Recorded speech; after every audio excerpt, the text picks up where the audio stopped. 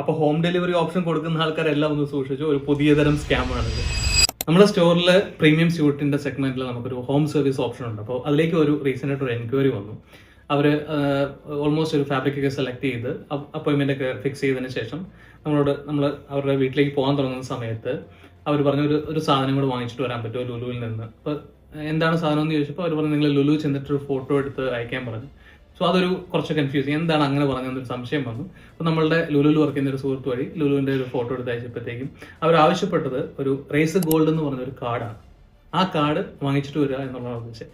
അപ്പോൾ നമ്മൾ വീണ്ടും ഈ സൂപ്പർവൈസർ ആയിട്ടുള്ള ലുലുവിലെ സുഹൃത്തിനെ വിളിച്ചപ്പോൾ അപ്പോഴാണ് അറിയുന്നത് നമ്മൾക്ക് മാത്രമല്ല ഒരുപാട് ആൾക്കാരിലേക്ക്, അതായത് നമ്മൾ ഈ പർച്ചേസ് ചെയ്തുകൊണ്ട് വന്നു കഴിഞ്ഞാൽ 200 dirhams എക്സ്ട്രാ തരാം എന്നൊക്കെയുള്ള ഓഫേഴ്സ് കൊടുത്തിട്ടാണ് ഇവർ ചെയ്യിപ്പിക്കുന്നത്. ഇപ്പോൾ ഓൾമോസ്റ്റ് ഈ പറഞ്ഞ ഒരാൾ തന്നെ ഒരു 5-6 പേരുണ്ടത് ഇങ്ങനൊരു എക്സ്പീരിയൻസ് ഉണ്ടായതായിട്ട് പറയുന്നുണ്ട്. സോ ഇങ്ങനൊരു സ്കാം നാട്ടിൽ നടക്കുന്നുണ്ട്. ഡെലിവറീസിനൊക്കെ പോകുമ്പോൾ സൂക്ഷിക്കുക, കൂടുതൽ പൈസ തരാമെന്ന് പറഞ്ഞാൽ ഇങ്ങനെയുള്ള കാര്യങ്ങളൊന്നും പോയി ചാടരുത്. Thank you.